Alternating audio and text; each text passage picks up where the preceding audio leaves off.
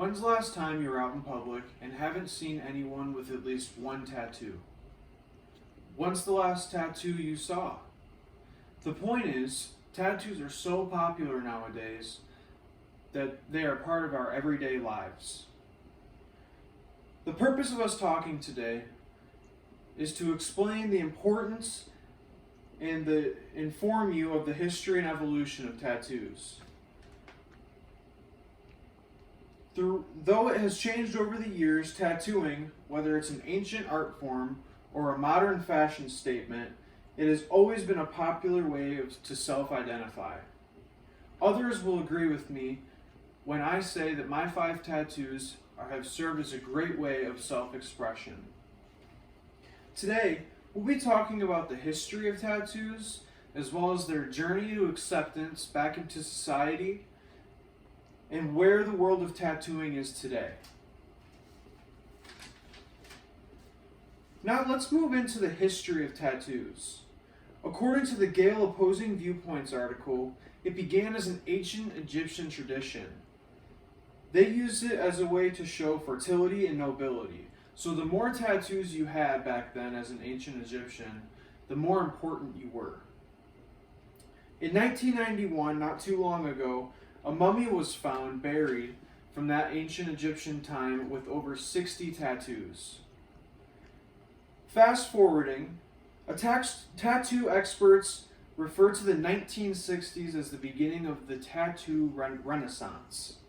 This is because around this time, many subculture groups such as the hippie communities and motorcycle gangs emerged, and they used tattoos to identify themselves. Tattoos got a bad rap because of these subcultures. Other subcultures with more ill intentions, like criminal and street gangs, started using tattoos very heavily to make themselves prominent to their peers as well as their rivals. Because of the bad raps because of the bad rap gangs gave tattoos, they had quite a journey to be accepted back into society. According to etiquette expert Emily Post, before the 1960s, most people viewed others with tattoos as someone who had been in the Navy, gotten out of jail, or were in a biker gang. One thing that pushed the acceptance around this time of tattoos was that it started being used for more than just art on your body. It was used to do good as well, like people who had skin conditions like vitiligo. It was used to correct the skin blemishes. It was also sometimes used as a form of permanent makeup, like eyeliner or eyebrows. This showed people that had negative opinions about tattoos that not all tattoos were necessarily bad. Within the process of being accepted, some still had bad opinions about tattoos, especially employers. Emily Post said that mostly in the 80s, tattoos still had enough stereotypes attached to them where it made employers wary about hiring someone with tattoos that were visible. This left a huge group of unemployed people for quite a while. Now that the years have gone by and television and social media are upon us, tattoos have entered the mainstream and are viewed in a much better light. Let's talk about the world of tattoos today.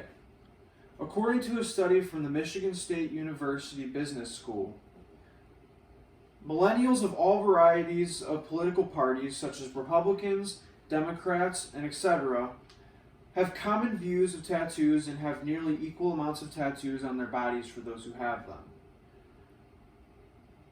Which we all know these days, the political parties do not agree on much. Also, more older generations are getting tattoos now. For instance, 36% of 36 to 50-year-olds have at least one tattoo, and 13% of 51 to 69-year-olds have one tattoo.